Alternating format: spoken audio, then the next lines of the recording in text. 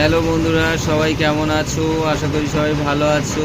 আজকের এসছি একটা ভিডিও বানাতে, সেটা হচ্ছে প্যারাসিটামল সিরাপ কেন খাওয়ানো হয় এবং বেবিদের কেন ডাক্তারবাবুরা প্রেসক্রাইব করে, প্যারাসিটামলের কাজ কি কি সে এবং ভিডিওটা লাস্ট পর্যন্ত দেখবে। বিষয়টা হচ্ছে, আমি একটা স্ক্রিনে প্যারাসিটামল সিরাপ দেখাচ্ছি তোমাদেরকে। দেখা যাচ্ছে এই প্যারাসিটামল সিরাপ অনেকেরই বাড়িতে থাকে এবং বাড়ির বাচ্চাদের অর্থাৎ বেবিদের যদি গায়ে খুব জ্বর আসে, হাই ফিভার, তাদের ক্ষেত্রে ডক্টরবাবুরা প্রেসক্রাইব করে থাকে প্যারাসিটামল সিরাপ। তা চিন্তা করার কোনো কারণ নেই।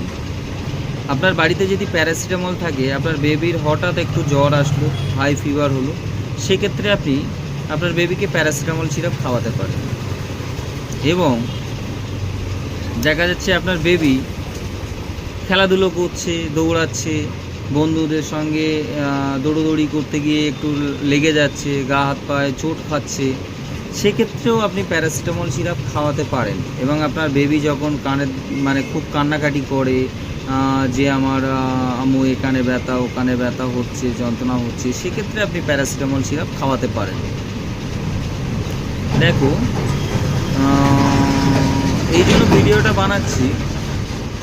অনেকের বাড়িতে প্যারাসিটামল সিরাপ যেগুলো থাকে, তারা অনেকেই জানে না এর কতটা করে খাওয়াতে হয় বা কী সিস্টেমে খাওয়াতে হয়।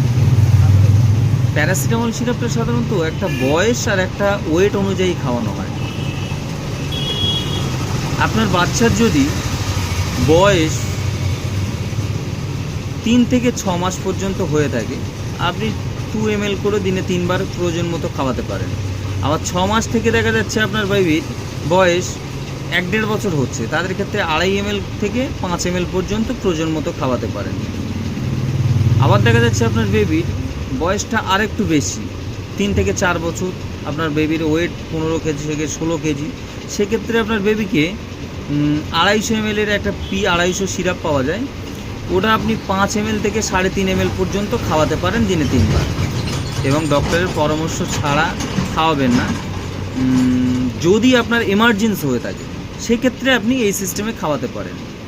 দেখবেন অনেক ক্ষেত্রে আপনার বেবি সুস্থ থাকবে। এবং আপনি একটানা 3 দিন খাওয়াচ্ছেন, আপনার বেবির হাই ফিভার এসছে, 3 দিন খাওয়াচ্ছেন, 3 দিন খাওয়ানোর পরে আপনার বেবির জ্বরটা কমছে না, তখন আপনি ডক্টরে রেফার করবেন। এর পরের ভিডিও আসবো অন্য কিছু নিয়ে। আশা করি সবাই ভালো থাকবেন, সুস্থ থাকবেন।